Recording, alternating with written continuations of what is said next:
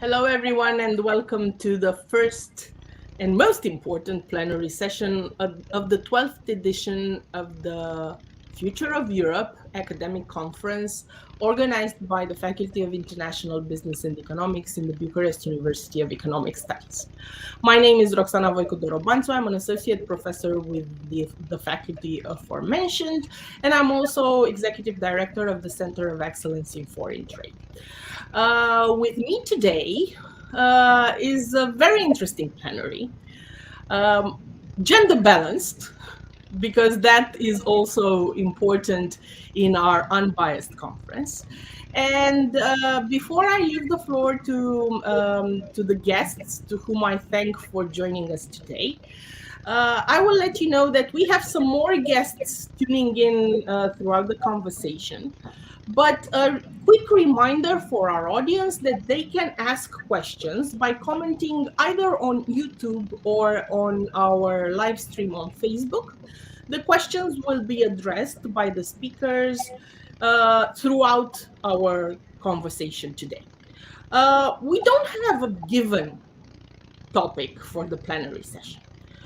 However, we have a red line in the presentations of my guests today.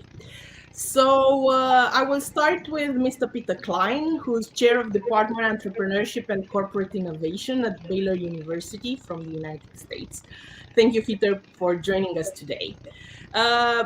Theoretically, you will talk to us about why entrepreneurs and not bureaucrats drive innovation. I'm not sure if by bureaucrats you mean the European Union, but I'm looking forward to seeing if that's the case from your speech. The floor is yours, Peter. Well, thank you very much. It's a great pleasure to be here with you. I wish that I was able to join all of you in Bucharest in person. Maybe for a future edition of the conference, when we go back to normal, we'll be able to do that.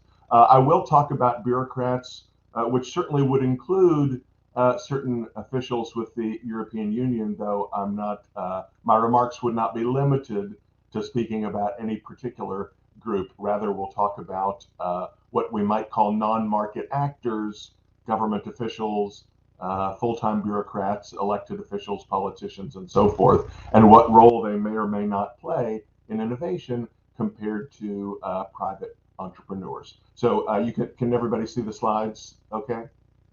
Okay, wonderful.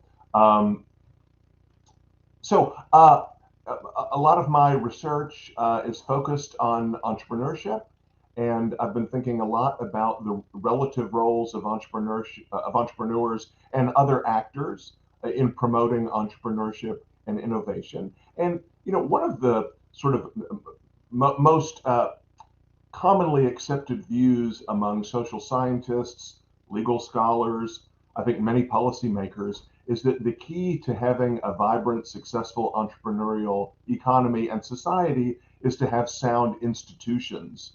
And by sound institutions, I'm referring to what Douglas North characterized as the institutional environment. In other words, not organizations like the EU as an institution, but more general background rules of the game, as they are sometimes called, such as a system respecting private property rights, the rule of law, and free, competitive, and open markets. So competition among entrepreneurs, among companies, among other organizations yields benefits in the form of innovations, new products, new services, new ways of doing business that help to increase economic growth and bring about high quality of life. So that's not really my topic for today. This is rather what I take to be the standard consensus mainstream view among those who study entrepreneurship and innovation, and also people who think about public policy towards entrepreneurship and innovation. At least this has been the consensus over the last 2, maybe 3 decades.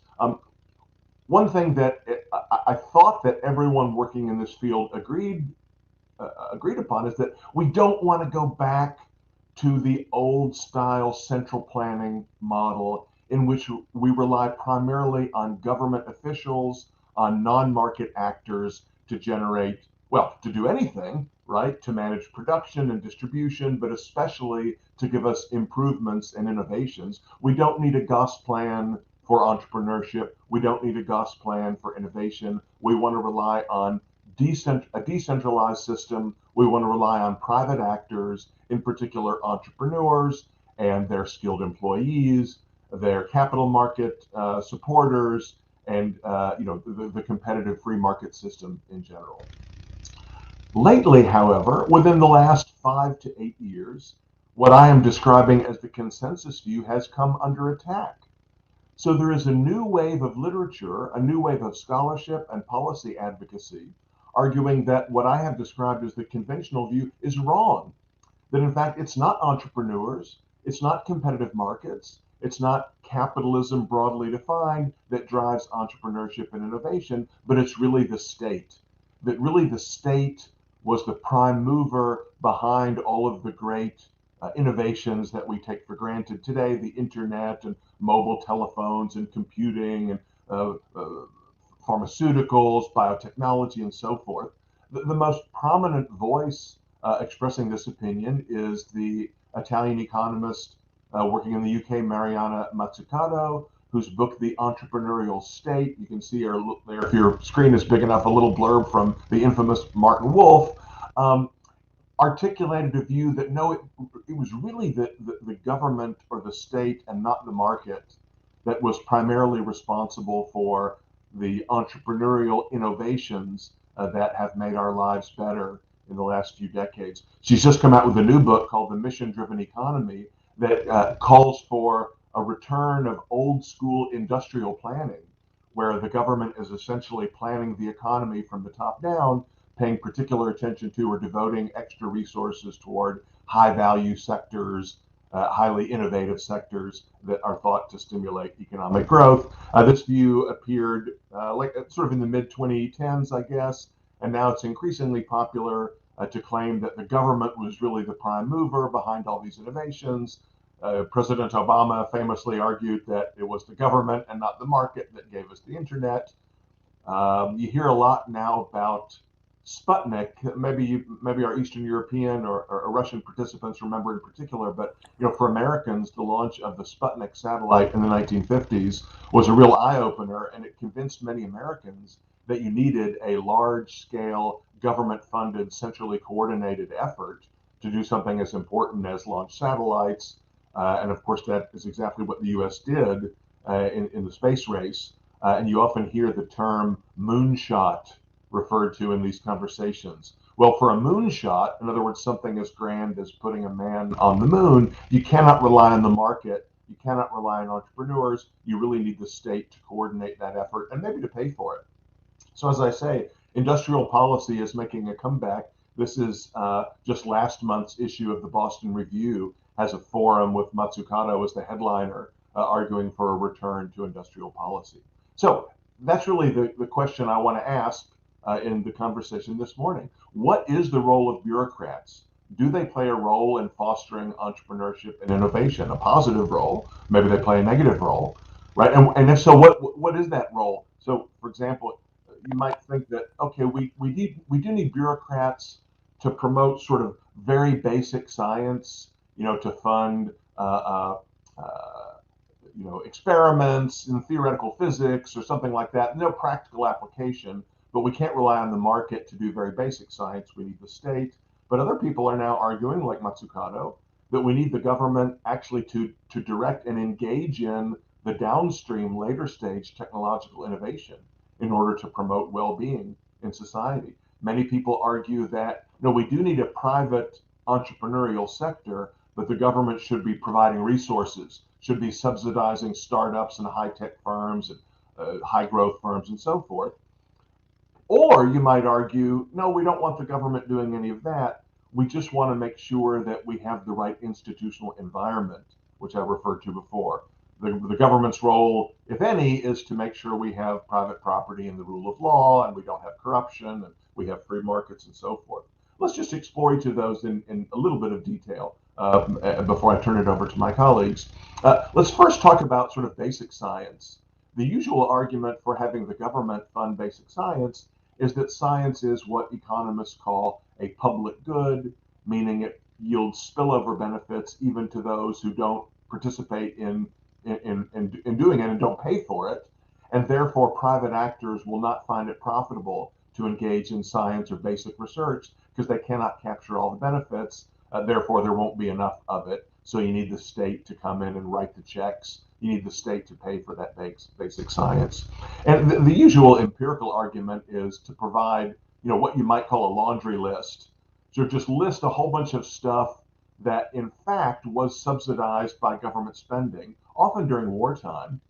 This is essentially what Mazzucato does in her book, The Entrepreneurial State. She lists a bunch of innovations that were funded by government and says, aha, without government, we wouldn't have had these. You can see on my screen some important innovations that came out of wartime. Even the internet, it's certainly true, right, that HTML was not developed by Bill Gates or Steve Jobs or someone like that. HTML mainly came out of the state-funded European laboratory CERN in Switzerland. The first web browser was developed by the NCSA at the University of Illinois, which is a federally funded project. You can see a whole list of other innovations that resulted from government funding, right? Does that mean that government funding of basic science causes improvements in well-being and gives us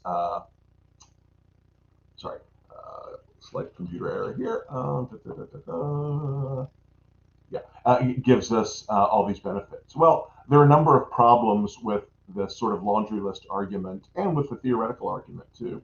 One is that they typically confuse technological innovation, in other words, producing a new gadget, a new item, right, with economic innovation, meaning producing something that creates value, that adds value to the market.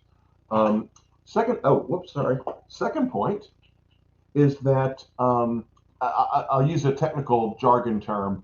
As economists would put it this way: basic science may be inelastic with regard to the funding amount and source. What that means is, scientists doing basic research may not really be motivated by, nor may they really be constrained by the amount of money that they get.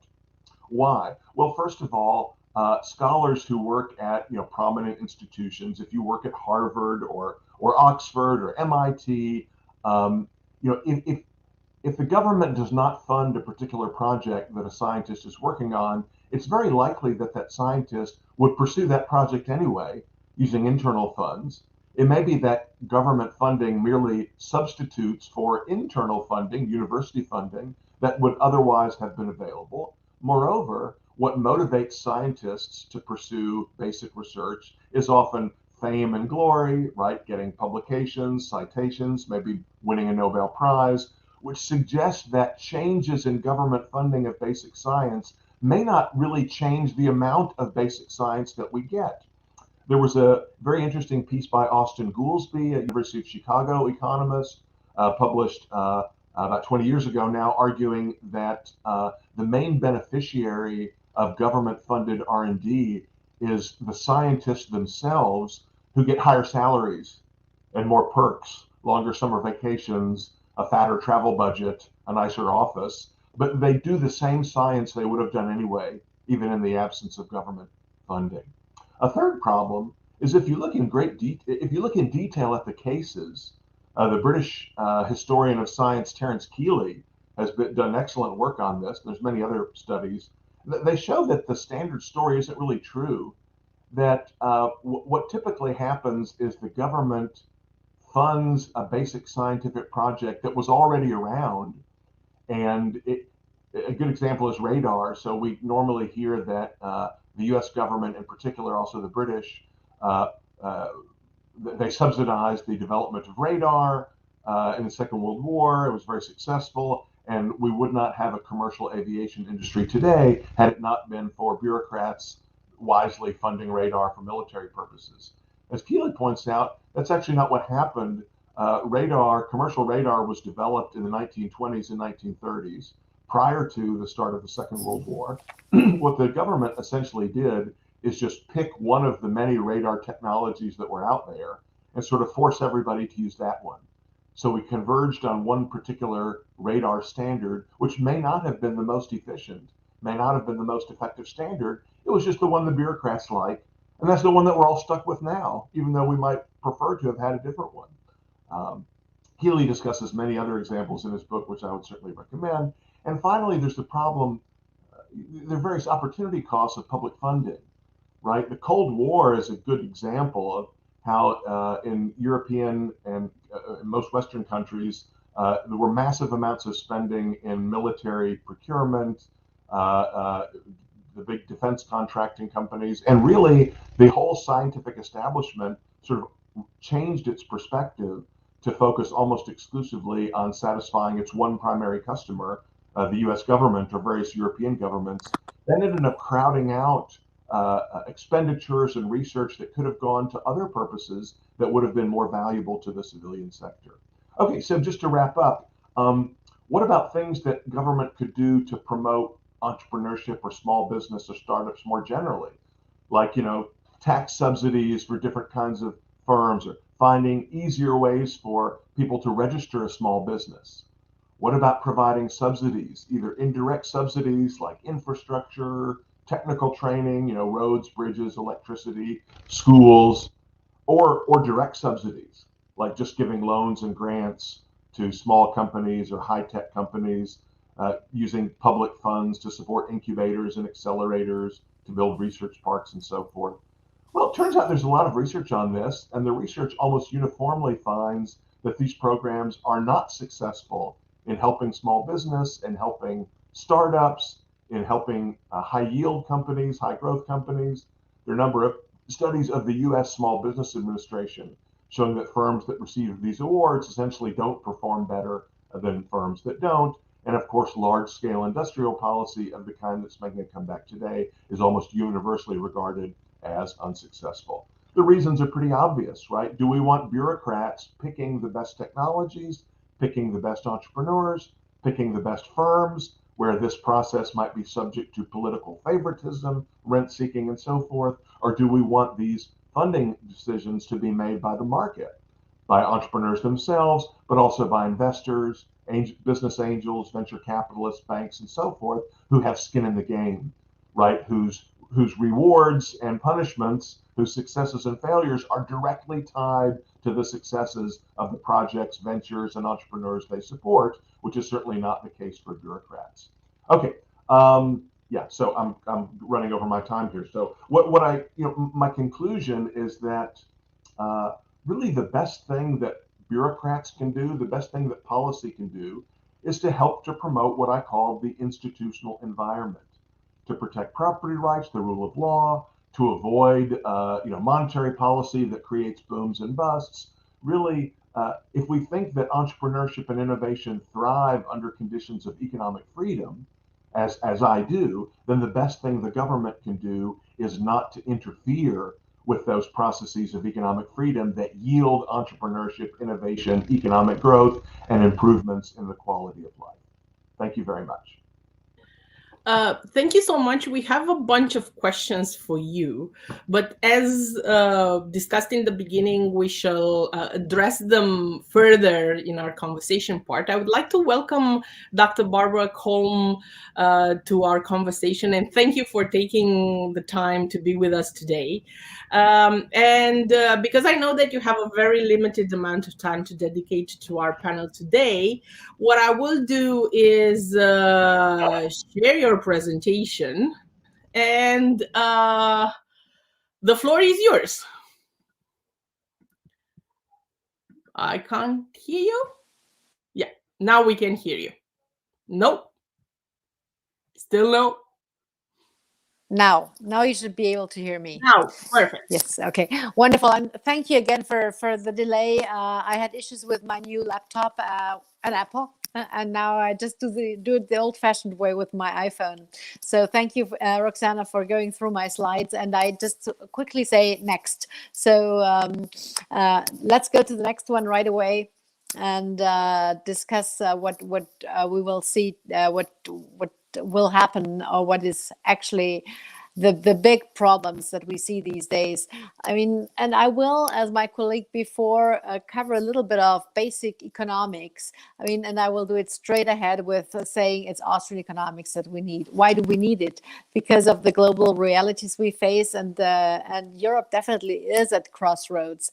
And what we see is that 30 years after the fall of the Berlin Wall, certain things are being reinvented, and this is individualism versus collectivism. What we see because of COVID, what has happened because of COVID, I think allowed many governments to overstep their actual tasks, and this is why we need to be careful, and why we should be reminded of the Austrian school.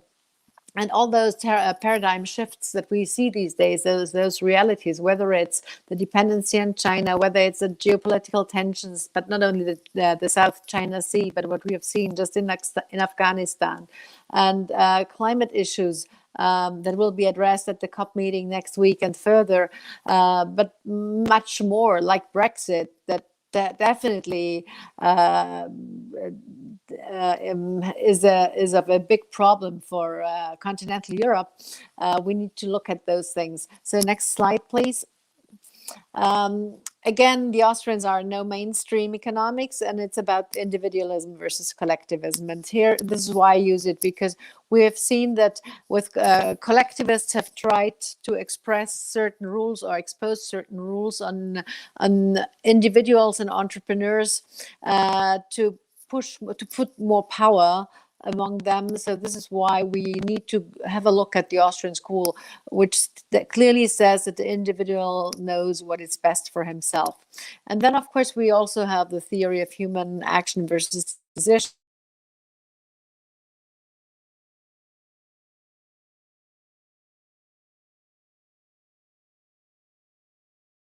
I think Barbara is frozen. Not sure if she's just for me or for everybody.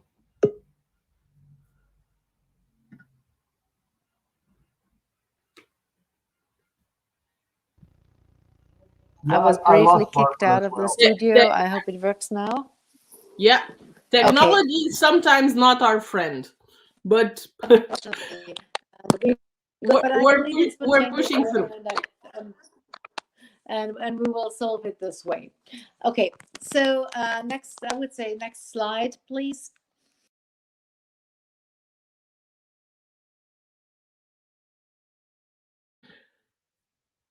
Well, that should be a very cool debate further down the line with how can we fix this, not in terms of technology, but in terms of ecosystems.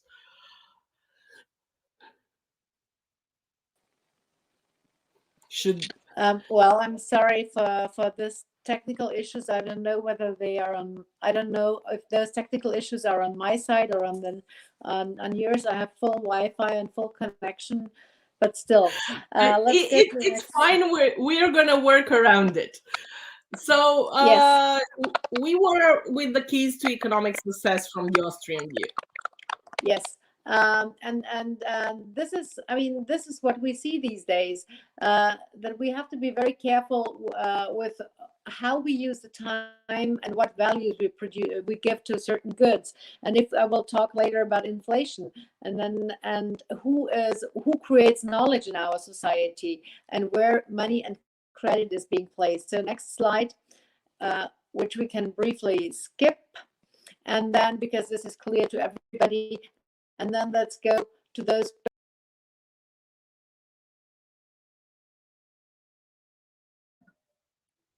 Definitely, Barbara is not a friend of technology today. But we have a series of questions, so keep them coming, and apologize for the technical issues. Okay, so we are on the global reality. Yeah, Roxana, I don't know if this makes sense to you to continue in this way. I'm happy to. What I would suggest, Barbara, what I would suggest, because I hate to see you struggling with this, is that I'm going to tell Barbara whenever she joins back, but I would suggest we do an interview with her outside this live stream, maybe tomorrow, maybe the next week.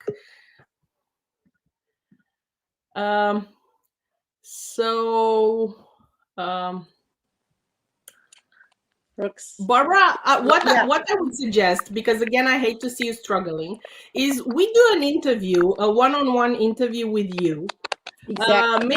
Maybe tomorrow, maybe in the next day, in which you present all those elements, and we're going to post it on our Facebook page alongside all these elements so that people can ask you questions there and so on. Would that work better? Please.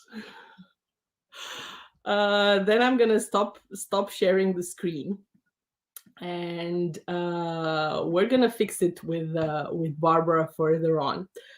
But with the interview side, Roxana? What I would suggest is we schedule the interview. Let's do that. We'll see when you're back online with everything. And thank you so much for taking the time. We'll let you out of your struggle. No problem, that's the internet. What is wrong, but we'll find out. Apologies, dear colleagues. I'm looking forward to seeing the rest of the show later on, and I will do the interview with you later, Roxana. Thank you, and again, thank you so much, Barbara. See you soon. Bye. So we're gonna go back to the conversation. We already have a lot of questions on the table, but I'm gonna jump into Jürgen Braunstein from Harvard Kennedy School, still the US, which is interesting. I have the honor of moderating a panel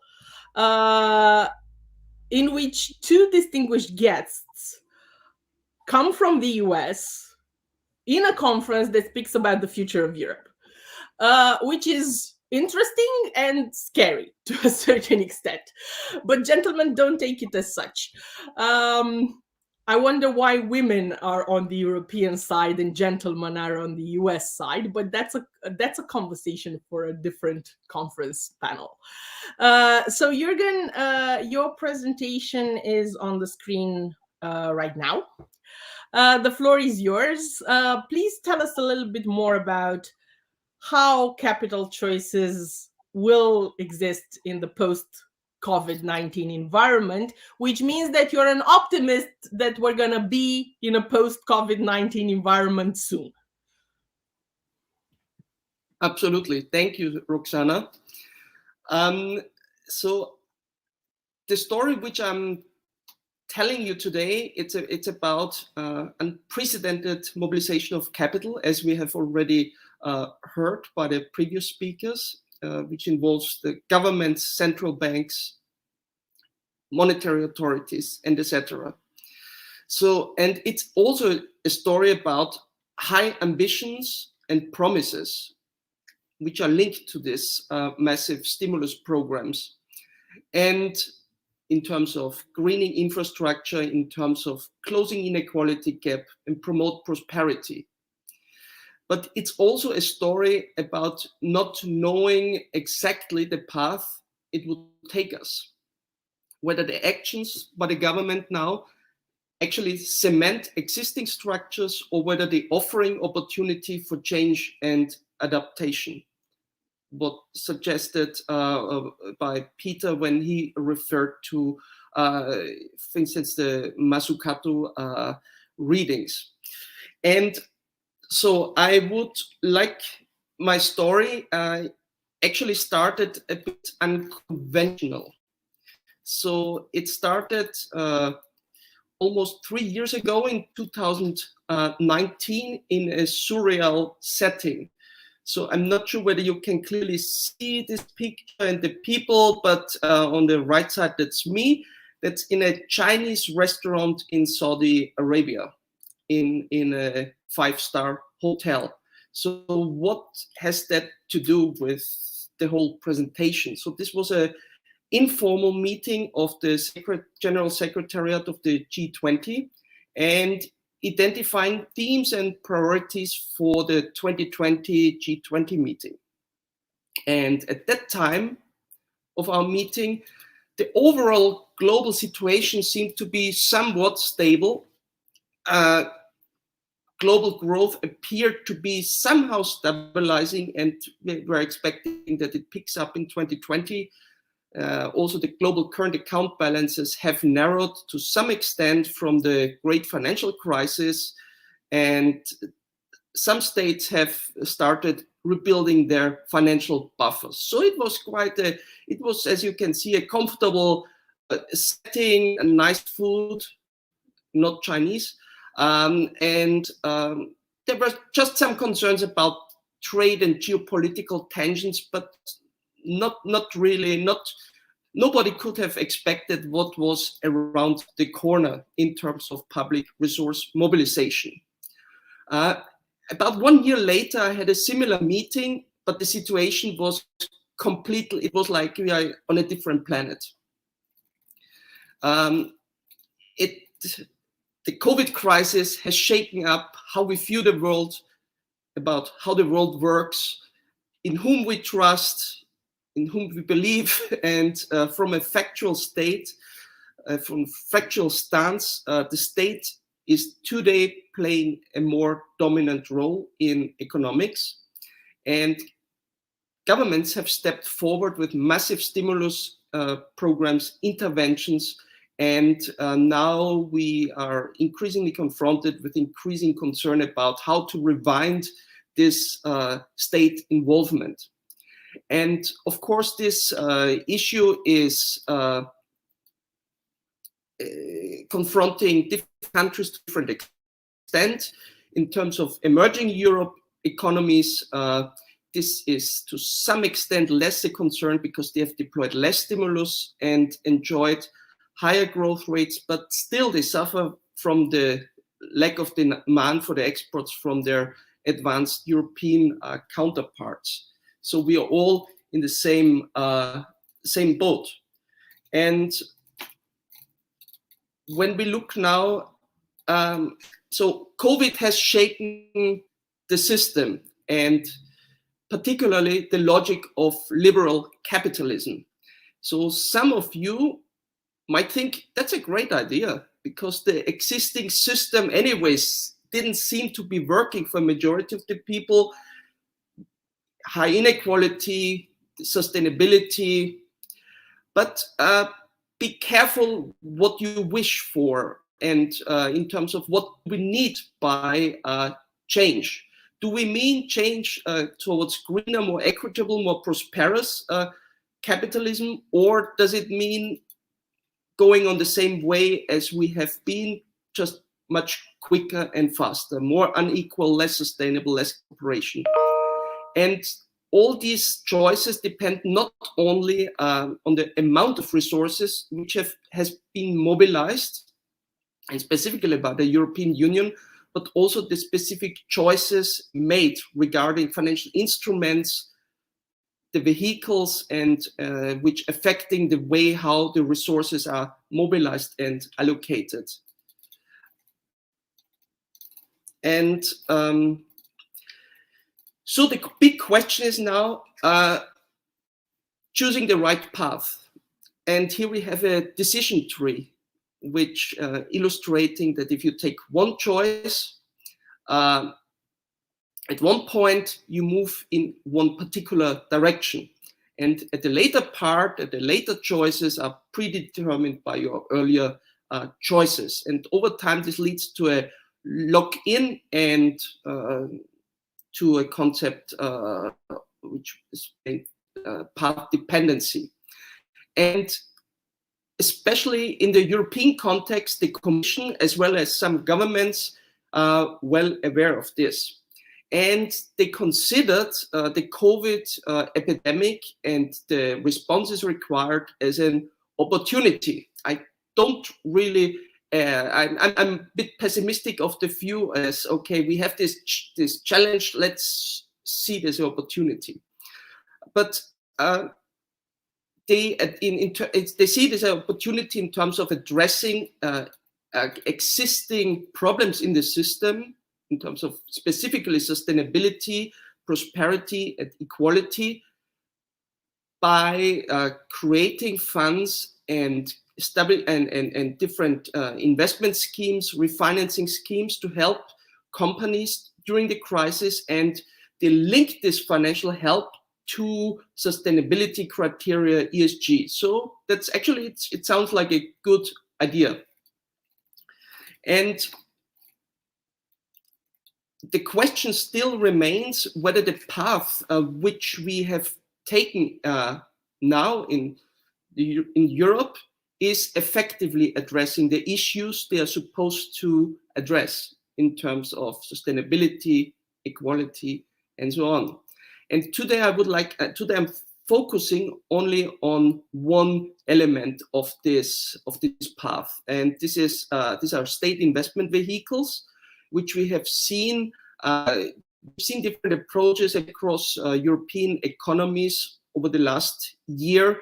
In terms of, we have seen the creation of very big stabilization funds. Germany, for instance, the Economic Stabilization Fund has a volume of 600 billion euro or US dollar, but anyways, it's larger than the actual German budget, so it's massive in size. And we have seen smaller funds, but still tremendous in their size in other countries like France, Poland, and also Italy. So these are really massive choices about resource mobilization, and so we need to also to be aware in terms of the design of these vehicles. And when we start first, when we talk about resource mobilization, the question is how to capitalize these funds in terms of how to do that without crowding out the private sector. When we talk about design, choices about design, it relates to the investment mandates of these funds and relating to issues such as promoting economic adjustment to the transition we are right in now, or are we creating new zombie companies in terms of the state just bailing out sunset sectors? And I will come to this a bit at the end of my presentation. And the context relates to feasibility in terms of, you can have the right institution, but if the context is not adequate, you can have the best institution, a lot of resources, but it still wouldn't work. And in the next slides, I will focus mainly on resource mobilization and the design of these funds. So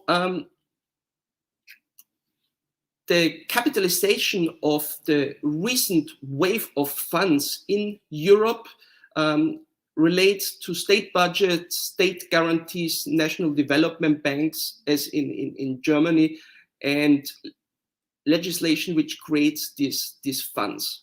And by contrast, or what these funds, it's state investment funds are nothing really new. They have been around for many years, but what's really new about this recent wave of fund creation, and specifically in the European Union, is the capitalization source. Like previous funds, as we see here in this slide, or the oil shocks, state investment funds have frequently emerged out of policy responses that were shaped by crisis. So for instance, we had the oil shocks in the 1970s. Countries, specifically Middle East, oil exporting countries, were confronted with massive oil revenues. They didn't have domestic financial infrastructure or domestic local banks and finance instruments. So they created these funds, which then invested in international assets. Then on the next slide, we see Similar thing happened after the Asian financial crisis in the late 1990s, when after the financial crisis, Asian economies started accumulating reserves from their trade surpluses and foreign exchange reserves to build up as a buffer for future shocks. So that was also a response. And what we have seen now is something similar. This economic shock caused by COVID and the responses to COVID, and we are now ending up with new types of such vehicles. And if we now look at the next slide, in terms of the design, in terms of the traditional mandates of these funds are outlined here. It's different in terms of their withdrawing rules, investment rules, and in the asset classes where they invest. So, for instance, stabilization funds investing in highly liquid assets, which could be fast liquidated in a case of emergency when you need the money, while saving funds, as you can imagine, it's for long term, for future generations. So it's the investing in more secure asset, in more long-term assets, which could be also a bit more risky and less easy to liquefy at short notice. And what's now interesting is in the current type of wave of funds on the next slide is that this one slide before, please. So what we have seen now, these funds which have recently created, and specifically in Europe, have an expiry date and expiration date, and this is quite an interesting and novel thing if you think. So the idea behind this expiry date funds is to translate state aid into equity, which could be then allocated into a portfolio under a state investment type vehicle. And then in times after the pandemic, governments could start reselling these equity stakes to the private sector and even make a profit from it.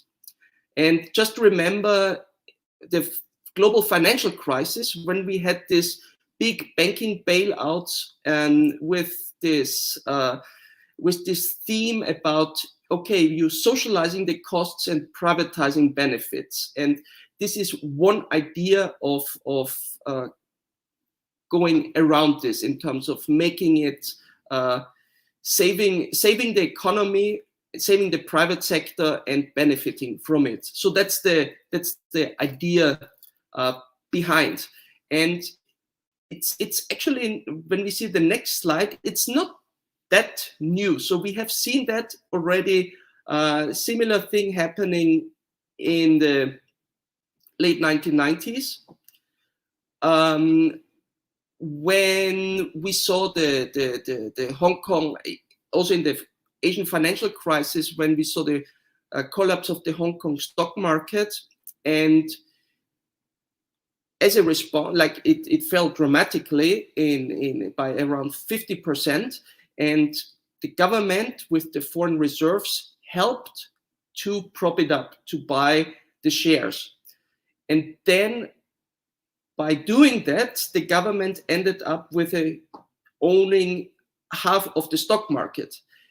And then they created what they call the tracker fund, which is a exchange, the first exchange traded fund actually in Asia, to sell these assets back to the private sector over a longer period. So this could be a model which Europe and which has accumulated a lot of these assets now, which they can follow over the long run. However, the story also has another side. If we look at the next slide, similar thing happened a way earlier in the 1930s. And please forgive me, my Italian is not existent at all. So it was in the wake of the Great Depression when the Italian state created in the early 1930s a public financial holding company called IRI. And initially, this holding company was set up similar as a what we have seen now as a temporary agency to allow the state to intervene during economic shock, but without jeopardizing free market competition. So instead of nationalizing, they had the idea, create this temporary agency, they will buy it and then resell it. However, they ended up as majority shareholder of companies in major industries, in telecommunication, steel sector, shipping, engineering, and soon they became the single largest owner in Italy. They ended up like owning about 20% of the Italian joint stock shares. And it became over the time, and if you remember this decision tree, they kept growing and growing and growing and growing, and that became a problem because the domestic market, the liquidation of this company became impossible because the domestic market couldn't absorb all these shares. So it just ended up as a big, I don't want to use the word zombie, but something on these lines. Mammoth. It was eventually privatized in the few decades later. And if we go to the next slide, so the question now is that many of this recent some of this recent allocation of the state was in sectors such as the automotive, energy, and aviation industry. And these are exactly the sectors that are increasingly facing pressures in the future during this structural and policy-induced shifts. So now the question is, which path are we going in terms of our journey? And the next slide, of course, is the context of this, and the politics of this also play an important role in terms of understanding why we're seeing countries with similar sectors that are exposed to similar pressures still making very different decisions. So domestic politics matters in terms of the domestic policy networks. So the structure of the organization of actors in the policy-making process. And yeah, this is just an advertisement for my forthcoming book, which goes into more detail on this. And thank you very much. Thank you so much. We should have started with this presentation contains product placement, but you know, we're fine with that. The initial plan was to have a little bit of tiny questions after each presentation, and I apologize to Peter for not asking him first. However, my question is for both of you. Because I see a red line, a link between the two. And it refers to one of the key elements that Mazzucato has built her whole thesis on. The fact that we live in a heterogeneous world, and we have no trickle down from the spear industries, you know, from the top industries, to the ones that are left behind. And the question is, when we have this massive resource mobilization, when we allow the market to find the best solution, what do we do, for instance, about the shrinking cities, the mining cities that are disappearing throughout Europe? What do we do when people don't catch up with the skills to go into those industries. So my question is, do we simply allow the market to settle down? Or is there some sort of logic behind that resource mobilization, to take Gheorghe's term, to keep people alive, basically? So, Peter, what's your take on that? Yeah, well, I mean, two points. First, there's really nothing new with this phenomenon at all, right? We've seen this throughout the history of industrialization, where industries have risen and fallen. You know, we were concerned about the displacement of populations from agricultural production as we moved to industrial production, and we've been talking for years about the shift in Europe and in North America from manufacturing to services and so forth. You know, to me, the real question is, okay, so what do you do about it? Well, I mean, one strategy is protectionism, is essentially to say we're going to set up the legal system, the regulatory system, so that you know, if your father or your mother was a steel worker and your goal, your dream in life is to work in the steel factory, then we will protect your job and allow you to be a steel worker, even if the steel industry in your country cannot compete with imported steel from China or from Africa or from Latin America or from wherever. Is that a wise policy? Well, I mean, we have to look at costs and benefits, right? So that, of course, that there are certainly beneficiaries of those policies, namely those people who can enjoy the life they want, having the kind of career they've dreamed of. Is that appropriate? Is that fair to people who are paying the subsidy in the form of higher prices for goods and services compared to those that they would have if we allowed for capital and labor mobility? So in my mind, look, it's unfortunate if any worker, any industry, any town is less prosperous, less successful than it otherwise would be because of competition. That's unfortunate at a personal level. Does it make the problem better on the whole to have everyone else in society be worse off in order to subsidize that? Are we willing to pay the price of creative destruction?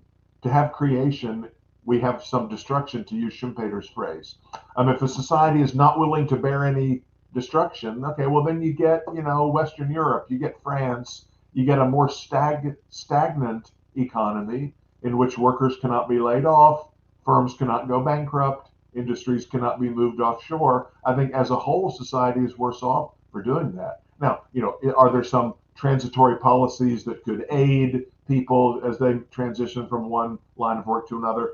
I mean, sure, but the standard economist's answer would be, if you're going to do something like that, it's better to do it in the form of some kind of lump sum subsidy or transfer or income support, or rely on private philanthropy or whatever. The worst way to handle that problem is, not to allow the competitive process to work. Mm-hmm. Well, I do assume, and I'm going to give the floor to Gheorghe in a second. I do assume that even this whole amount of unprecedented resources that you see in the COVID context in Europe is transitory, is temporary. Because building on that, if we have a new crisis 2 years from now, how do we have the resources to mobilize again to that extent? Which would lead us further on in our conversation on a topic about inflation, but that's a whole different element. But Gheorghe, what's your take on this heterogeneous world and support? Yeah, so I have a short answer and a long version. So my short answer is I don't know. My longer answer would be it's very difficult, as you already highlighted, whether these actions in place now, whether it's temporary and how we can unwind it. And here it really becomes difficult when we talk about the stickiness and so on, and it's very difficult to cut certain programs back. And this again relates to one issue which you raised at the beginning in terms of the what to do with the shrinking cities or the mining cities, and how to balance this transition in terms of making this transition somehow. How can policy smoothen out some of the bumps which are ahead of us? And here, just throwing money out, it might be nice in the short run, but over the long run, it really needs to go along with other long-term industrial policies. And again, here comes the issue in terms of finding a balance to not upset competition and the market forces. That's something which as Peter said, it's a major problem. However, again, by looking at what's now one of the very prominent issue in Europe, at greening the industry and greening production, and introducing ESG in all kinds of sectors, even ESG in critical material mining and so on. So by introducing this, the playing field is leveled. Like, without introducing these regulations, you never can compete with China in terms of critical materials, the processing of critical materials, which we all know they are dominant in it, but it's a very dirty process, and you wouldn't be allowed to do this if you create this plant somewhere in France or in Romania. It would just be environmentally, it would be very difficult and very costly. So by introducing this new regulation and introducing these green standards, we want, if we want green steel, then the competitiveness looks different. So Peter might argue that's a sort of hidden protection, or it could be a kind of protectionism in a green sheep, or in green sheep's clothes. So that's another thing which needs to be discussed. But definitely, where in this environment, and sorry to interrupt, but it links to, and it's also a question for Peter before leaving the floor to Carmen, where in this ecosystem, in this environment of accessibility to rare metals, to elements which might give us the competitive advantage on China, where in this ecosystem do we find small firms? Sorry, the question, where do we find, could you repeat? Where do we find the role of small firms? Firms? Yeah. Because you raised the topic, and Matsukato writes about that, the role of small firms and so on. But then Jürgen presents the situation of accessibility to resources, which is not exactly open to small firms, geopolitically wise. I'll let Jürgen answer that one.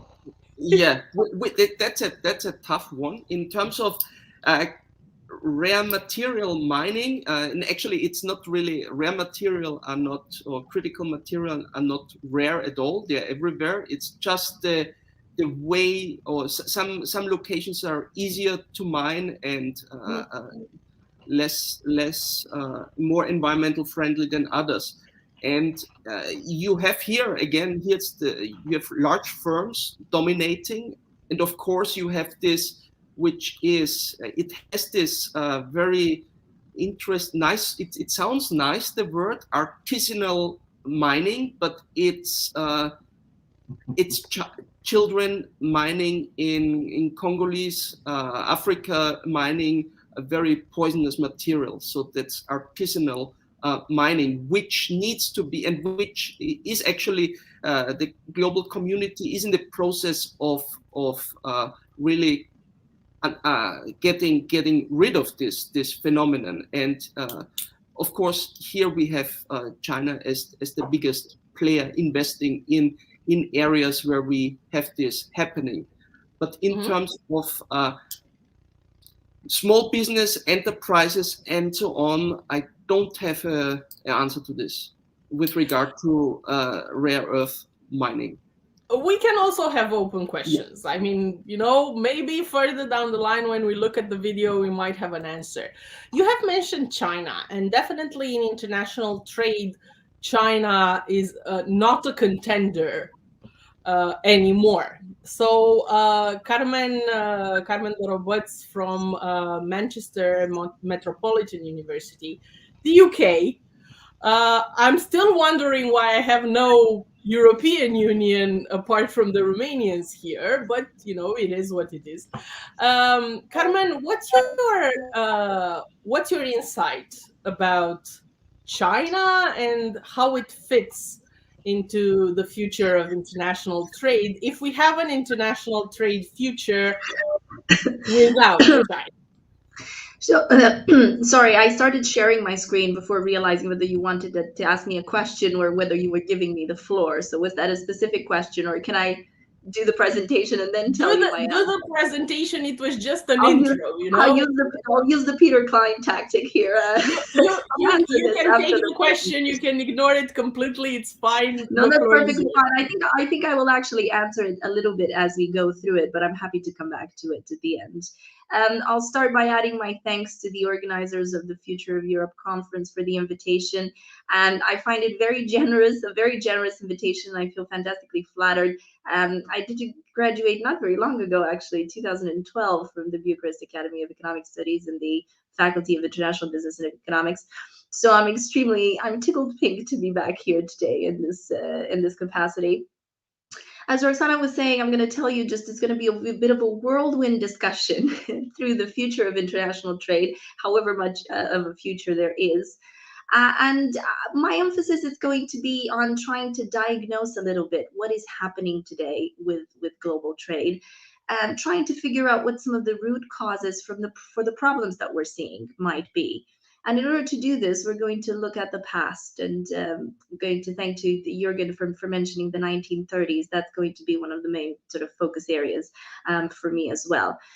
Of particular interest in the discussion is going to be the idea that the consensus that bilateral trade agreements and multilateral trade agreements have a particularly important role in charting the course of global trade.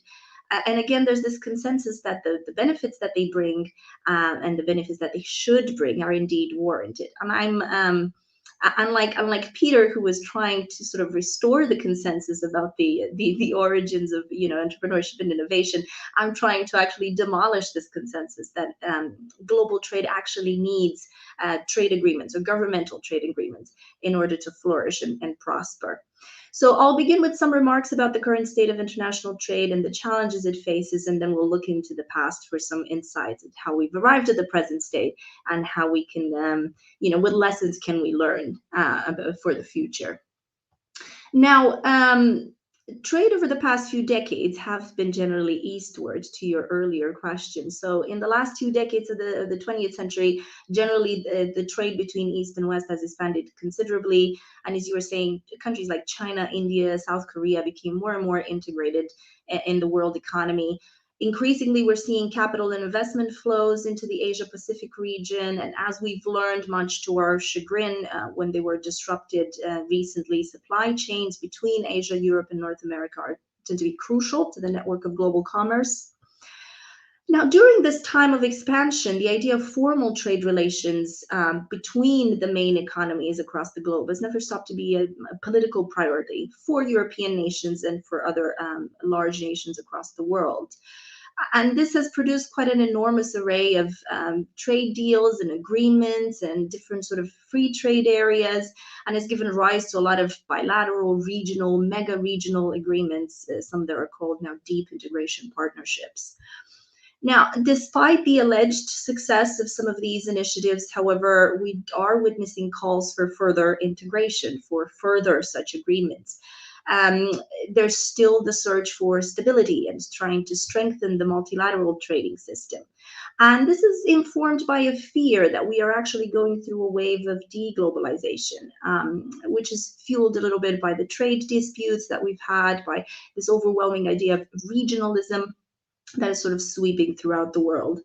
But I was mentioning the consensus that I think no matter which side of the debate you fall on, whether you think we are going through a retrenchment or not, I think the consensus seems to be in the literature and in public opinion that the only path to the recovery and to the prosperity of global trade tends to be the explicit economic cooperation arranged at the highest level of government. So trade agreements, whether they're bilateral, multilateral, or whatever it has to be, they seem to be essential to global trade.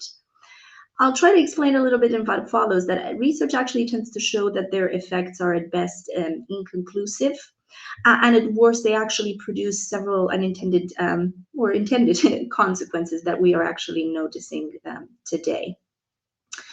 So we're seeing that international trade is, volatile and unpredictable. And again, do we actually need that governmental support in order to deal with that problem? So let's take you back to the 20th century now. And I was saying that we're going to try to use what happened in the 1930s to diagnose this. This is because at the time and in the interwar period and in the post-war period, global trade was actually in a similar state to what it is at present. And it's also the time when the first calls for international trade cooperation and global integration were first made. Now, the Great Depression, sorry about that, that's a bit of a spoiler alert. The Great Depression actually resulted in the creation of a lot of new trade barriers around the world, which undermined a lot of the progress that had been made in international trade before 1914. Nationalism was on the rise during that time. It was particularly tied to the idea of autarky and the desire for economic self-sufficiency, which is mirrored today, if we look at it, by a slowdown of globalization efforts from national administrations. Recent events, again, such as Brexit, the US-China trade dispute, or the pandemic, have shown the precarious nature of global trade relations and have really thrown into doubt the whole idea that the world that we're seeing is truly flat. At the same time, you can also argue that the world was never really flat, that we never really went through anything more than something like semi-globalization, and that international trade has always been kept in check by significant differences in domestic policies, both in the 20th and the 21st century. Now, setting aside sort of natural differences, such as geographical, cultural differences between nations, it's also worth remembering that throughout the last centuries, political and ideological conflicts, and to a certain extent, this constant political maneuvering by governments have always slowed down the progress of free trade.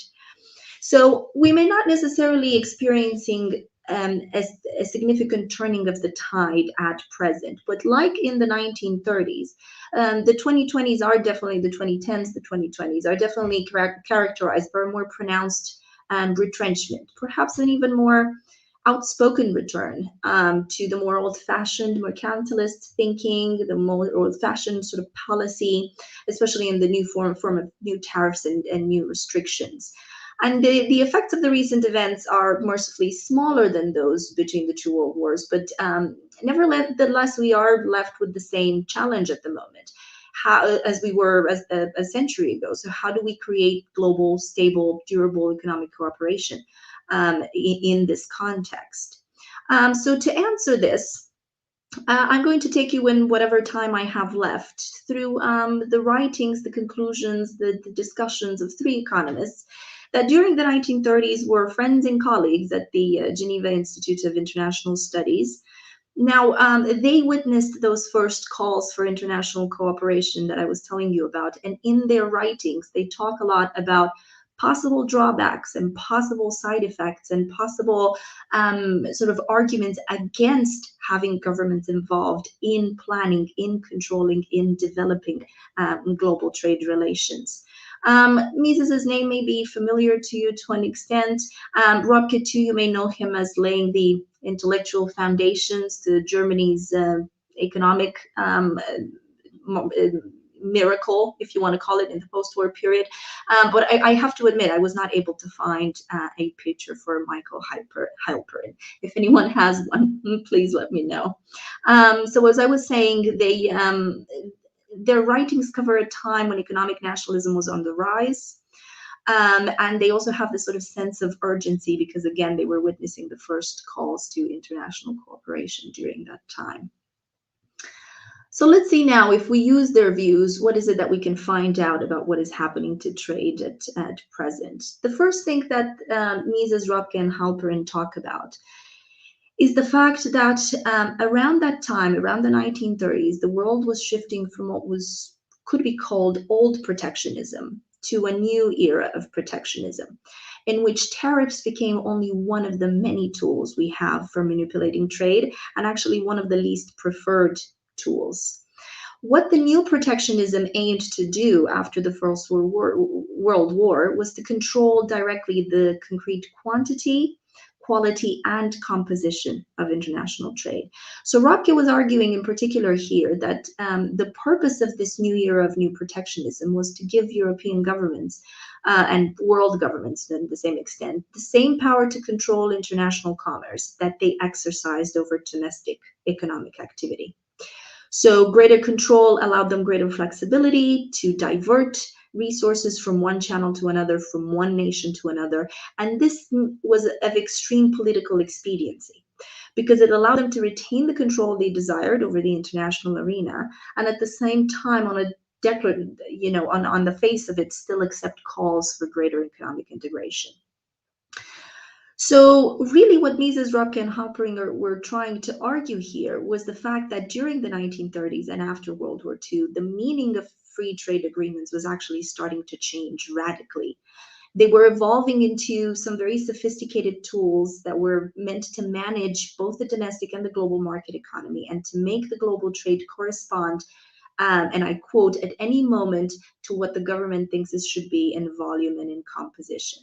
So this is the first lesson to take forward here, that and this is one that actually goes at the heart of that central hypothesis that we're using in modern research, that trade agreements are supposed to be tools for free trade, and therefore these are the kind of effects that we're supposed to expect from them. But in fact, if we accept the discussion or the issue that these three writers bring forward, trade agreements are actually no longer tools of free trade. They shouldn't be seen as such. They're actually tools for expanding the regulatory apparatus of governments.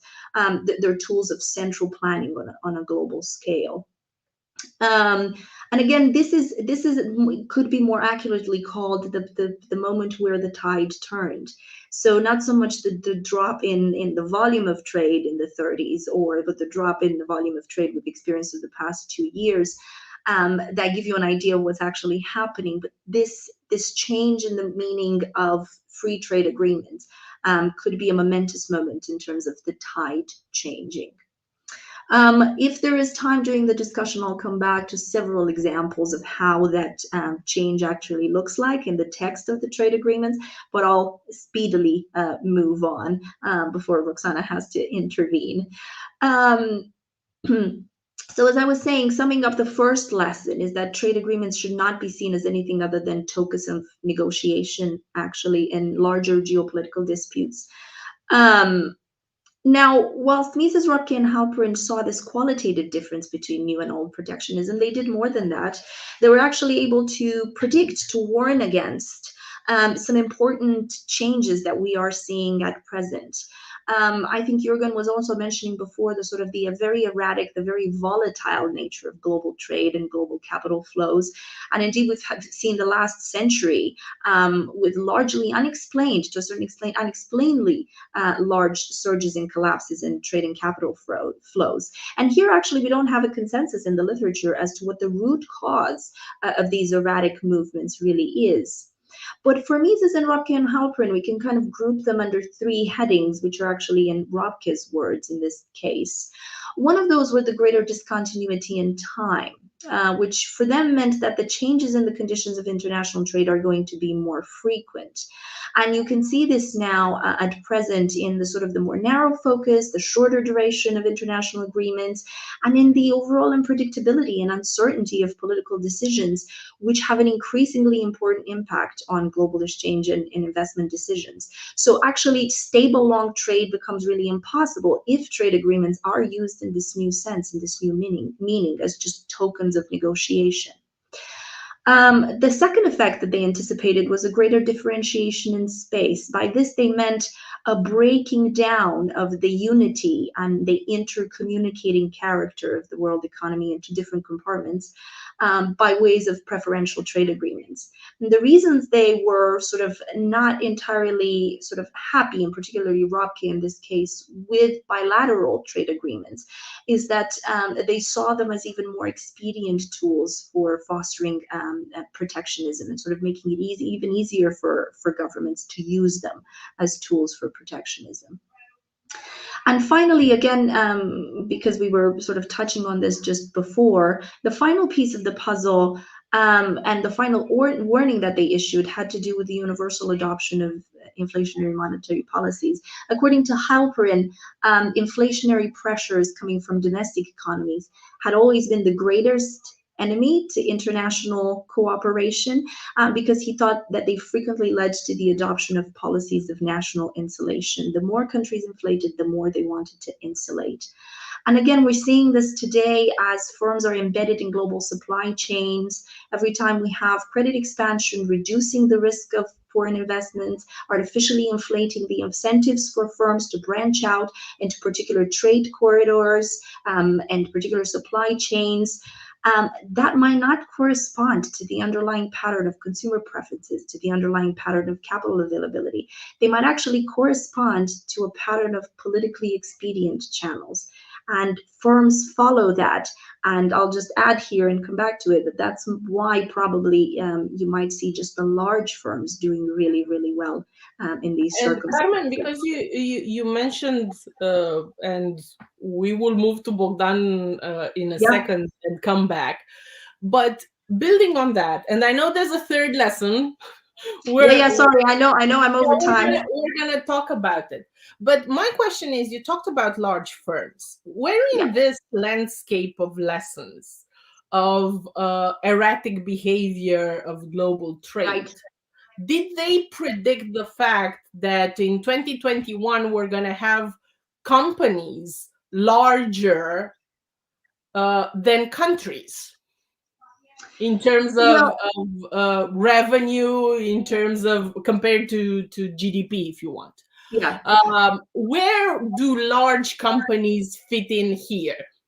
So I think I'm going to put them in the, I'm just going to tell you a little bit about the future of international trade and tie it to your question.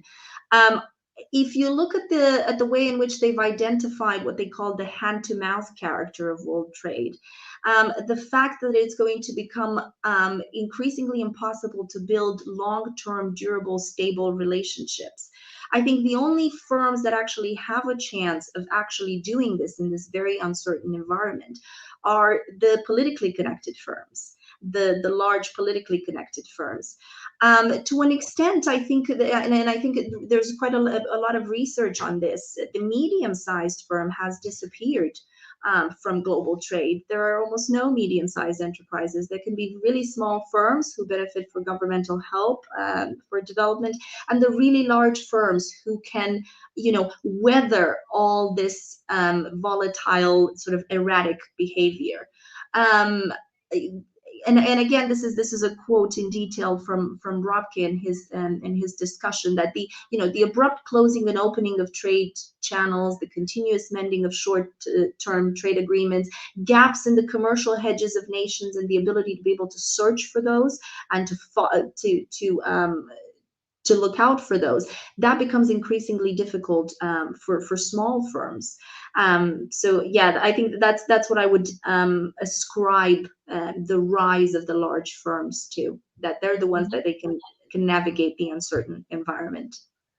We'll come back to that because we have so many topics on the table with I small completely term agree. Sorry for going innovation, over. the pandemic, inflation, way too much. And I would like to thank Mr. Bogdan Glavan for joining us and adding a yet new topic to the table with performance in public administration. Um, I would actually link it to Peter's presentation about bureaucrats, but I would leave the floor to Bogdan to tell us a little bit more about what prevents and what determines performance in public administration. Thank you, Roxana. Let me just be sure that you see what I have to present. Not yet, but I'm sure it's coming. Until the technical issues are fixed, I would like to thank our audience who has been quite lively. We have a tremendous number of questions. As a moderator, I would have to announce from the get-go that we would not be able to address all of them. We have a continuous question that appeared throughout the conversation, which is, how do you see the world post-pandemic? And that would obviously be a question for all of you. Bogdan, we still don't see the share screen. So if it's not working, just tell us what's in there. It seems that my button with send doesn't work. So I'm seeing what you are supposed to see, but I'm not able to actually send. Well, it happens. I'm pretty sure we can cover it. You can email it to me and I'll try to fix that. But let's not let technology put more breaks into our conversation. Well, or if actually, you need more time, we can go to the questions. I can say in plain English what I had in my PowerPoint. Well, the idea of this presentation came, given that during the past 1.5 years, I spent quite a time in the position of CEO of a state-owned company and had very close contact with public administration, governmental administration. And of course, based on my training as Austrian economist, I knew that in public administration, the public administration is plagued with several problems which will make the whole environment quite difficult or even toxic.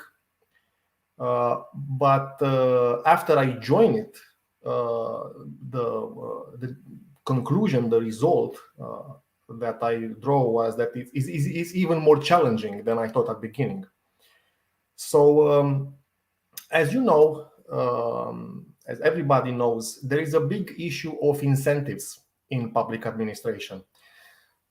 We have a performant public administration, but what does it mean to be performance? I mean, how do we measure this performance? It's not the same as in the private sector. In the private sector, we know very well what performance means. It means higher profits for the company. And in this direction, the managers of the company, the shareholders provide proper incentives for the workers, for all the officials, and so on. In the end, the good entrepreneurs and the good managers manage to advance in a career or advance to control more resources, bigger companies, and they become more and more famous, so to speak. Companies that obtain profits can keep these profits and can preserve their market share only by innovating. Otherwise, their profit is eroded by competition. And less able entrepreneurs will lag behind and will control less and less resources until they will be eventually replaced. So this is what happens in the private sector. What is performance, and what are the challenges of being performant in the public sector? Well, here we have a different environment. Here, no one can define exactly what performant means. I mean, what does it mean to be a performant manager or have a performant public company? Does it mean to produce more? Does it mean to produce at cheaper prices?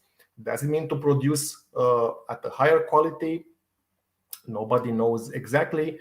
Perhaps performant means simply that you have to obey strictly all the regulations and give no reason for state officials to control you or to find something wrong with your experience.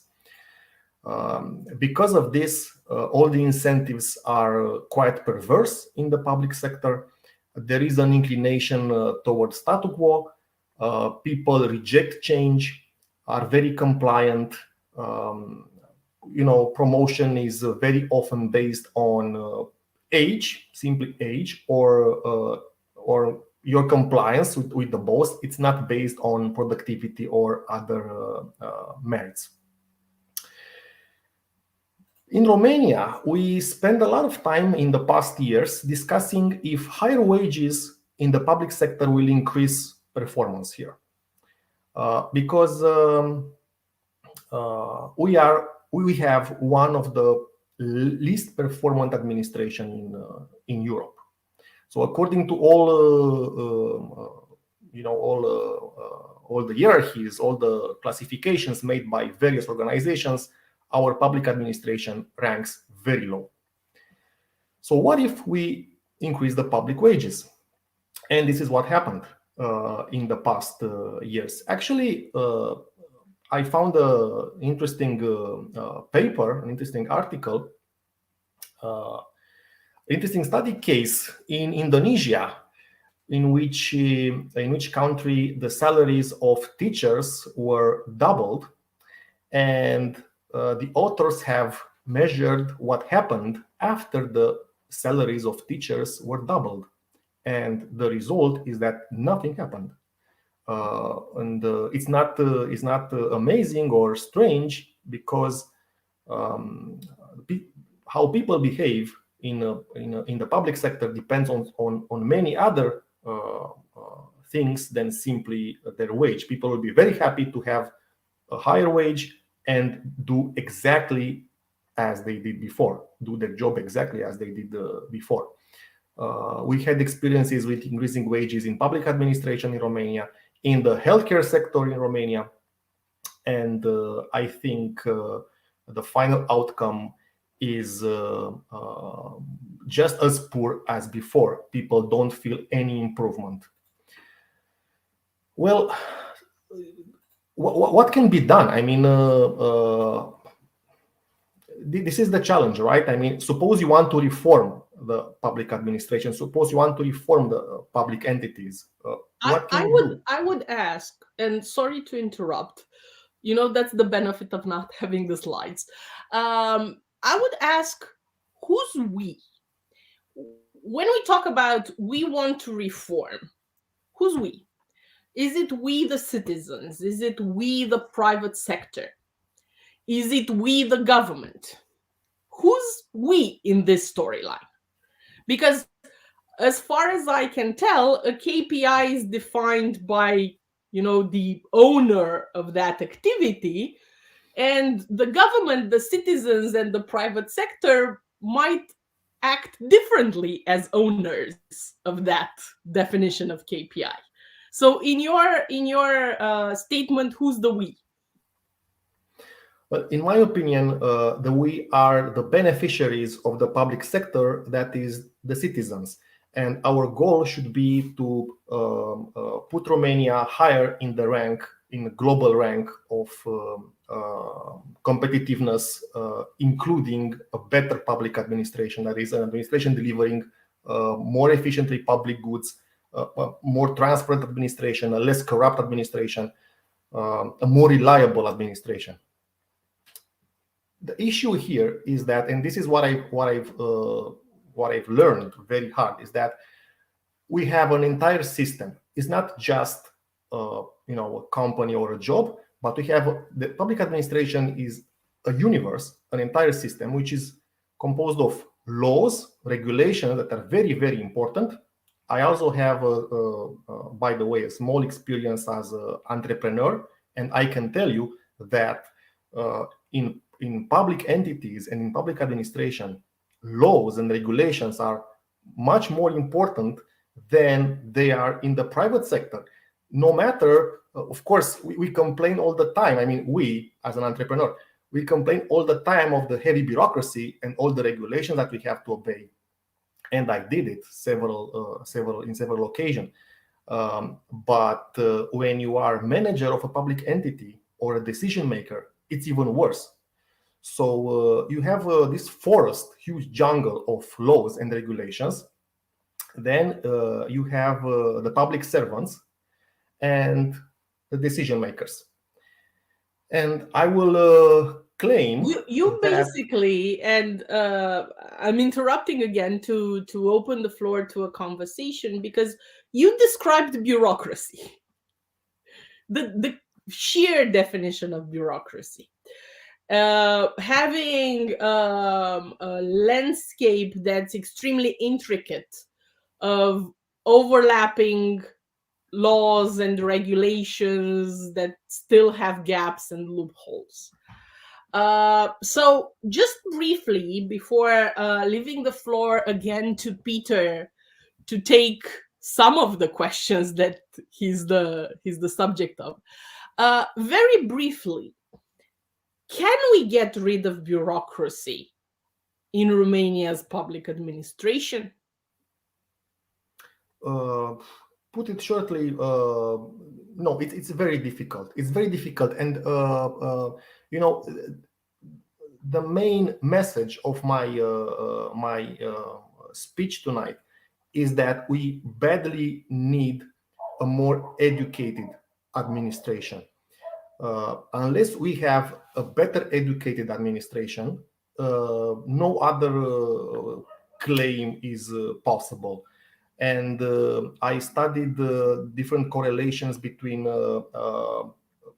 every measure of education you can take. I mean, from basic literacy, from PISA scores, I don't know, the skills of the labor force. If we are referring to the World Competitiveness Report, in which he has as the sixth pillar of the competitiveness of every country, refers to the skills of the labor force, but skills in a broader sense, including not just the labor force itself, but all the intellectual capacity of the people. So every measure of education correlates with almost every measure of government performance: corruption, integrity, the quality of institutions at large, so not just public administration, but the quality of all the public institutions, laws,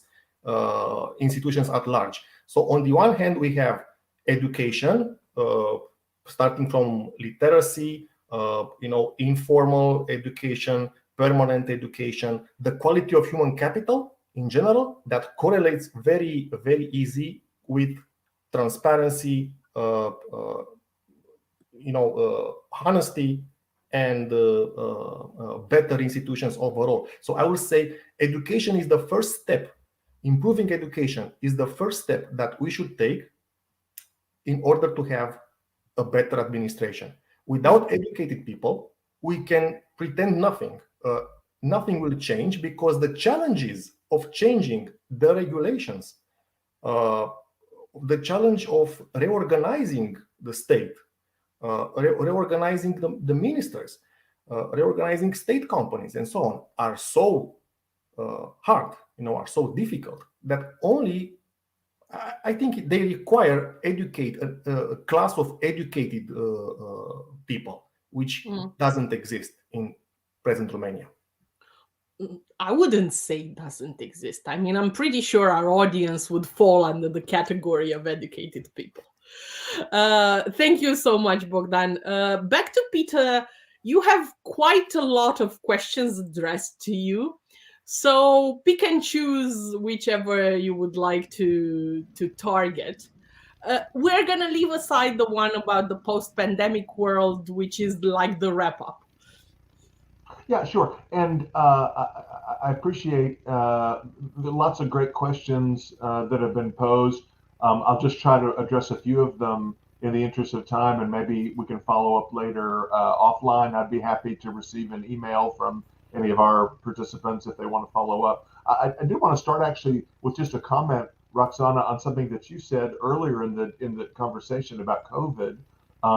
You know, I think it is a useful question to ask if some of the policy measures designed to deal with the pandemic, whether they be lockdowns, travel restrictions, you know, behavioral changes with medicines and masks and so forth, you know, how they affect the current climate, there's some questions about whether now is a good time to engage in entrepreneurial activity given all these disruptions. But I do want to emphasize that, you know, we don't know that the supposedly temporary new policies are actually temporary, right? There's what Robert Higgs famously described as the ratchet effect, by which supposedly temporary emergency measures end up becoming permanent, maybe in a slightly altered form. I personally suspect that many of the so-called temporary measures designed to combat COVID, including travel restrictions and business closures and so forth, these are instruments that the public authorities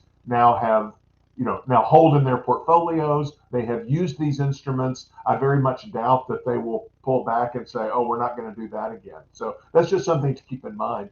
You know, there are. I tried to bundle some of the questions into different categories, and you know, some are about innovation, entrepreneurship, and innovation more generally. Others are specifically about public policy and bureaucrats. I mean, it was pointed out in a question that, look, to some, you know, is innovation really something that can be designed or planned, or is it something that emerges spontaneously? Or to put it another way, should so you know, do we, is there sort of a linear process by which maybe bureaucrats have a role in stage one, but then they should step back and let the market and industry take over in stage two and stage three? I mean, these are important issues. I think it's worth noting that the sort of textbook model that many of us have in our minds implicitly, if not explicitly, of a very neat linear progression from basic research to applied research, to technology that can be commercialized, to goods and services, you know, to iPhones in our pockets and so forth, is almost certainly not a realistic description of how scientific progress and how technological and other forms of innovation proceed. This was the great contribution of the late historian of technology, Nathan Rosenberg, who famously challenged this linear model and said that no, in reality, scientific progress and technological innovation and innovation more generally is very messy and complex and nonlinear. A lot of times, technological developments happen before the underlying science is understood. Scientists in a laboratory are sometimes responding to things that engineers have done rather than developing theories that engineers can therefore use. So there's a sort of symbiotic relationship between basic research and applied research, between small startup companies and large incumbent companies. And I think one of the great things about, you know, sort of a market-based system for science, technology, and innovation is that it allows these sort of complex symbiotic relationships to emerge organically, rather than relying on some kind of a central plan, you know, to sort of map things out ex ante. There's a very famous study on the emergence of the wind power industry, the windmill industry, comparing Denmark and the United States. Denmark, you know, very small, country, well, a wealthy and prosperous country, but a small one nonetheless, is, as most of you know, one of the global leaders in the wind power industry. The U.S. has really lagged in wind power despite a huge amount of public investment going into developing wind technologies. And what this very well-known paper on entrepreneurial bricolage points out is that the Danish industry was really, it emerged kind of from the bottom up. It was, people who were making bicycles and people who were making airplane propellers, tinkerers, experimenters, hippies living off the grid were trying to find ways to develop effective power so they didn't have to rely on the standard electricity grid. It was a lot of experimentation, and there really wasn't a central plan. Whereas in the United States, there was a vast amount of government investment in designing the optimal style of the blade for the turbine and so forth. And the U.S. industry really lagged. So it's a good example of how entrepreneurship and innovation work better from the bottom up rather than the top down. Building on that, and sorry to interrupt, but it links to what you said, because one of the topics related to innovation was that companies tend to invest in products and services that are close to market, that will turn profitable in a short amount of time, while the state is more has a rather tendency to invest, and in the state also include the European Union funds, so the larger state, has the tendency to invest in products and services that are farther away from the market, that will not turn profitable within 2, 3, 5 years. So what's your take on this angle? Yeah, it's an interesting point. I mean, look, keep in mind the following. First of all, is it necessarily a good thing that you have large amounts of investment being directed by parties who don't have any short-term signals? There's no market feedback, right? There's no way to know if these very large investments in technologies that potentially could pay off in 5 years, 10 years, 20 years, 50 years, are those investments wise? I mean, do we trust salaried bureaucrats whose career benefits, whose personal remuneration and so forth is completely untethered from any sort of market test? Do we want them to be in charge of resources? Again, it's very easy to engage in cherry picking, to say, well, look, I have a device in my pocket that can help me navigate on my next trip. It wouldn't have that if the government had not invested in GPS. But so, we have to think of the counterfactual, right? Would we have GPS? Would we have electronic devices that perform these useful functions in the absence of government invention? Yes, we almost certainly would, because we have lots of examples of useful technologies that were not the result of prior public investment. Moreover, we have, for every example of GPS or some aspect of internet architecture that looks like the successful child of a previous government program, we have 2, 3, 5, 10, 20 examples of similar government programs that never yielded any benefit whatsoever. So, I mean, it's a question of, to what extent are we willing to give these amounts, to give these resources to bureaucrats and say, you do what's in our long run best interest, because we selfish market participants cannot see beyond the immediate horizon. That's essentially the Mazzucato claim.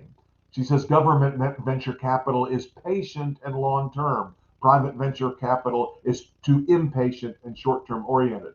Well, gosh, I don't know. I mean, I don't know that I want to give these bureaucrats my resources and let them do whatever they think is best over the long term, because they can be wrong. And of course, if they're elected officials, their time horizon is actually much shorter than the time horizon of a private venture capitalist, of a corporate executive, or any other private market participant. So you can't just cherry pick the evidence to come up with the story that you want. And again, I circle back to this idea that the Mazzucato claim, again, it assumes that you need these long-term patient government investments to get to the useful stuff, where oftentimes we get the useful stuff first, and then later the scientists spend 10 years trying to figure out how it works. So it's not at all clear that on balance that model is a better model. Because I have promised my keynote speakers in this panel to wrap up at 7, I would give the floor to Gheorghe to answer the questions that were addressed to him. And we had some, if I may find them, because we have quite a lot of questions, which is fun. Do you want me to look at the comments, or do you read we have quite a long question. Okay. Which is about, it's specifically addressed to you. That's why I picked it. It's about the transition of some factories to green. And it deals about a coal-fired power plant that has been shut down, quite a famous case in Romania. The employees were sent home with cash compensation. How can these people find another job after working their entire lives in this industry, now left in the past? So I would be, first of all, very interested in the measures what the government has done apart from these cash compensations. And we have heard already before mentioning some of the re-education programs what Peter referred to. So the question is really, yeah, it's a tricky question. And it's in terms of just the question already implies the answer. So when it's highlighting that the people who have been working for their whole lifetime in a coal mining environment, so the question is then, yeah, will a re-education to a green job or any other one, is that feasible? So this is exactly these are the questions that need to be answered in concrete policies.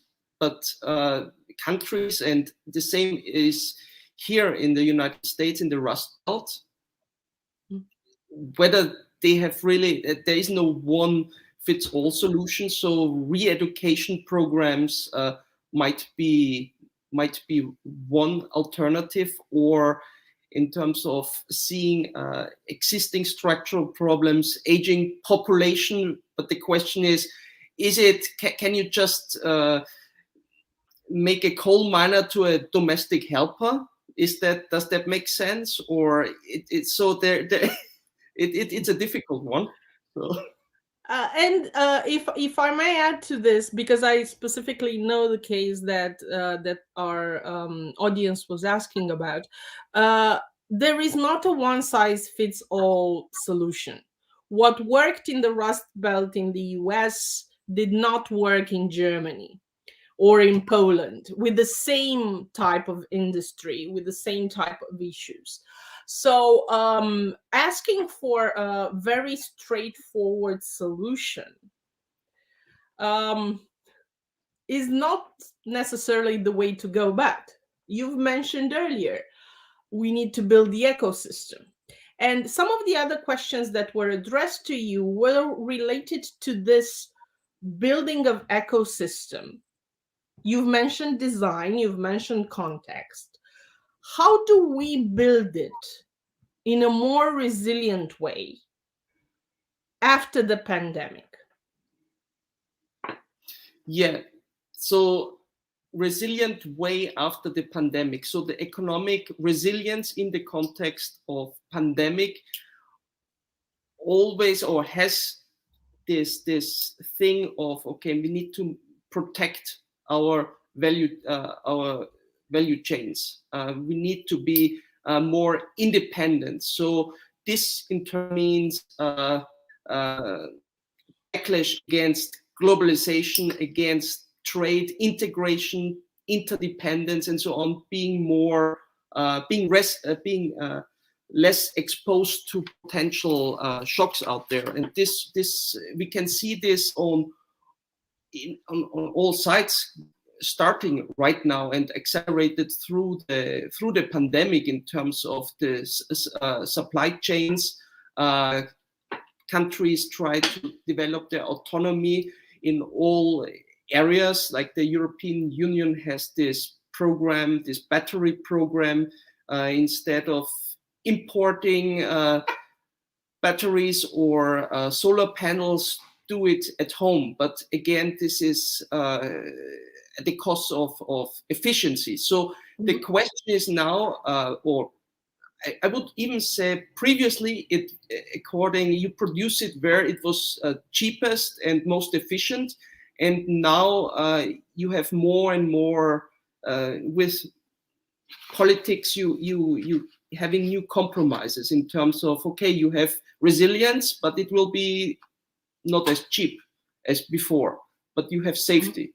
So we will see these compromises in many areas. When you just think about the movement towards buying the local products produced, it's really also come not only from top down from the politicians which think in geostrategic terms, but also from bottom up, that people want to buy local foods, and of course the motivations might be also different, and this again ties into the whole discussion about populism and nationalism, which is another problematic thing emerging. And one final question, because it deals with the resource mobilization that you have mentioned in your presentation.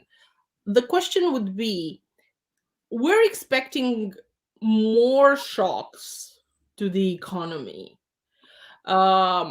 because that, as the Italians might say, that dolce far niente that we encountered, 10 years ago, we will not return to it. So the time is intense volatility. Because we're expecting those shocks, have we used the golden bullet of intense and immense resource mobilization now, so that for the next one we're defenseless? Or do you have another angle?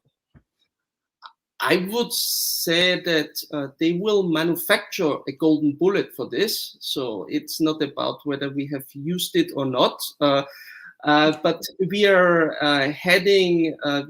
we are confronted with a whole new set of issues. When you heard of in the early 2000s, it was the synonym or the phenomenon green swans, green swan events, and what we now seeing ahead on the horizon are green swans, not black swans. Or black swans, but they are increasing. The black has turned green. So that means environmental climate change and how it really trickles through the financial systems and creating instability. So that could be very direct. If you just imagine, like, if you look at the insurance industry, more volatile weather, and cities and assets which are located near coastlines, but also more indirectly, if you just think about the value of oil and carbon assets in the future. So we have a lot of oil in, for instance, if you just think you owning a coal mine.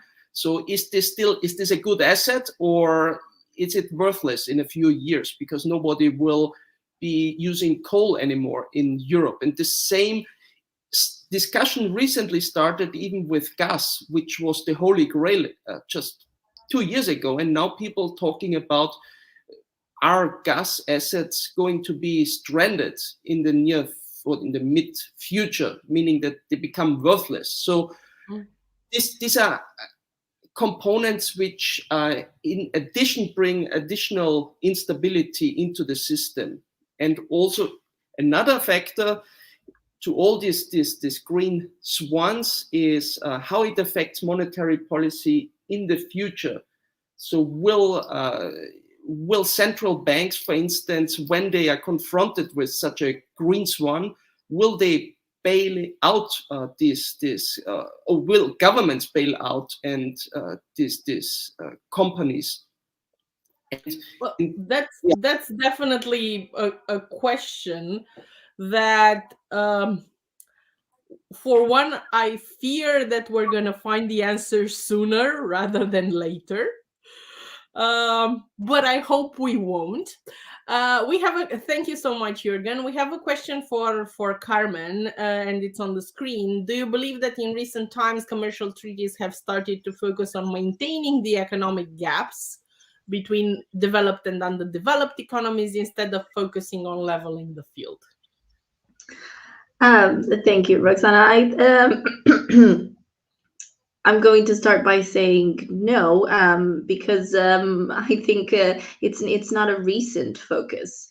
I think trade agreements, to an extent, after the Second World, even after the First World War, were intended to promote national interest rather than international cooperation. I think you can speak before 1914 of genuine free trade agreements in which there was this implicit understanding that lowering our trade barriers, getting out, sort of reducing the scope of our trade policy is to our benefit. So those agreements were actually just trying to show to potential trade partners the willingness of certain nations to say, we are lowering our barriers, we are opening our markets, and we hope that you reciprocate. So again, there's the famous, treaty between England and France, and it's very straightforward. It's basically England saying, France, for 30 years, we will lower our trade barriers. Please trade with us. I think after the two world wars in the beginning of the 20th century, the focus really changed, and it became about, give and take, as in reciprocity must be there. We have to agree on something mutually convenient. And then the negotiation became, how well can I convince my neighbor to, allow me to protect my market? Maybe I'll give him something I'm not really interested in, and I'll try to protect something that I am really interested in. I was making this point at the presentation. We're trying to control the quality, the quantity, the exact composition of trade, and that becomes sort of the token of negotiation. I don't know if I would go as far as to say that it's necessarily sort of a malicious way of trying to keep some nations underdeveloped, but I think it definitely contributes to that, because each individual economy, and particularly the developed economy, they pursue their own interest. If they wanted to reduce the gap, I think we're coming back to Peter's point at the beginning. It's all about the institutions. It's all about the mentality. It's all about the education that is required. If that would be and that's to an extent how the developed economies have developed, by having those institutions in place for some centuries ago. I think passing that on would be a way to try to reduce the gap, rather than trying to come up with these very complicated and sort of very non-committal trade agreements in which members shall, but actually, we like protectionism, so you can be protectionists too, and then everybody can be poorer as a result. You've mentioned institutions, so it only makes sense to go back to Bogdan and the question addressed to him.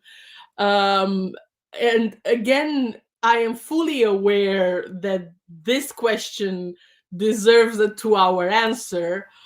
I would ask for a 2-minute answer, if possible. What can be done to improve the efficiency and reduce the wastefulness of the public sector in Romania, with changing it to a private-like system work? You can never make the public system work like a private system, because the two have a different nature, right? So this is, let's say, elementary. We have to understand this. My point is that if we want a more honest, more competent public administration, we need to have better educated people in it as a first step. Because only better educated people will be able to improve the legislation, to improve the regulations, and to create a better life for all the citizens. One final very brief thought, and we're going to go the other way around. Starting with Bogdan, then Carmen, then Gheorghe, and wrapping up with Peter, whom we started with. What's your thought about the post-pandemic world? What do you have a hope or a fear, a challenge, an idea that struck your mind regarding the post-pandemic world?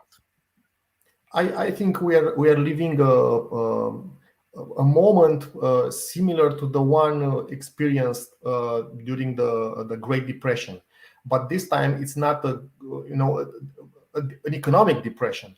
This was a pandemic depression. That is, we are through a big wave of interventionism created by a moment of crisis, and we are living in this such an episode of interventionism, and I think it will take a significant amount of time to regain, let's say, a more mature perspective on the role of public policy and the importance of individual rights. Carmen?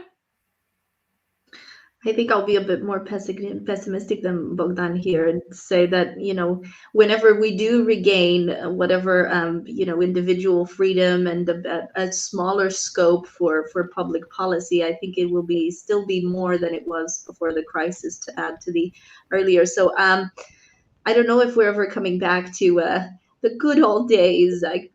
One can't think of calling them this, but I am hopeful, however, that out of this will arise sort of at least part of the generation that has gone through this will revolt, perhaps, against, to use a strong word, against the increase. I think to an extent there is an increased amount of pressure being put on individual freedom, and I'm hoping that as a result of that, more people sort of try to rebel against it too. That's my hopeful part. Gheorghe. Yeah, I'm pretty convinced the future, the post-pandemic future of Europe will be, whether it's good or not good, that remains the question, but it will be more government as we see it right now. So, and this market-state relationship will require the redefinition of new boundaries, especially given after the exit or after the Brexit, and also in terms of we have a new government, soon a new government in Germany under leadership of the Social Democrats, and so there are a lot of factors pointing to this direction. Whether it's good is the question, whether it's bad it depends again on how to design it and how to engineer it. On the geopolitical level, we also see more fractures everywhere, and the question is, we see this reshaping of the geopolitical landscape, and the place of Europe still needs to find its place in this new landscape. This is nothing new. This has been repeated and repeated again, and also in terms of the of more fundamental transitions in terms of technological transitions and economic restructurations, job creation. So there is a lot of things ahead of us and of requiring brains and intelligent policymakers and bureaucrats. So it's in this sense, yeah, there's a future for us to work on this. Peter.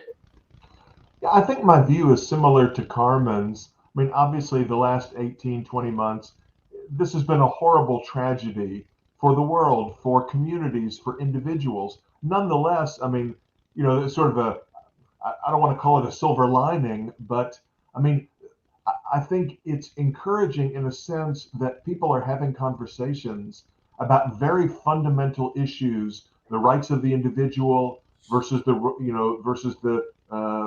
capacity of the state, issues about centralization and decentralization. These are taking place in the EU, even more so in the US, where questions about the relative roles, rights, and responsibilities, of the national government versus state and local governments are really very central to public discourse and debate about how to deal with COVID. What is the role of expertise? Should we trust the official experts, or should individuals and groups make up their own minds about things? I mean, these are super important issues for those of us who care about freedom and liberty. We want people talking about these issues all the time, but during, sort of normal times, it's often difficult to get people interested. These ideas seem very abstract and not really relevant to daily life. Well, oh my gosh, now they're super relevant to things that are going on. So we're having conversations about fundamental issues that are really important. Not everyone agrees with my personal take on all these issues, but I think there's an opportunity for those of us who, again, who care about liberty and freedom and markets. There's a conversation taking place that we can plug into maybe more easily, more effectively than we could in the past. Well, we are 5 minutes over time, but I would wrap up this very exciting conversation that we had for the past 2 hours with, first of all, an invitation to all of you to chat again about the pillars of the new social contract. Because what you all have said throughout these 2 hours is that we need new pillars, starting with a conversation, to build things. We have an opportunity for redefining things. What are the key concepts that we base this redefinition on? We have the actors, as Gheorghe has mentioned, including bureaucrats, because we can't kill them. You can't live with them, can't kill them. We have the firms, we have the countries. How do we redefine this social contract at local level, national level, supranational level, and global level? And that's a question for our entire conference. That's a question for a future conversation with you in this setting or in different settings. But please allow me to thank all of you for the fact that I haven't felt that we had 2 hours of conversation. And I'm sure that the audience, through their questions, has proven the same way. So thank you very, very much. The broadcast would end here. And for our audience, don't forget to tune in tomorrow at 9:30 for our first plenary of day 2. Goodbye and have a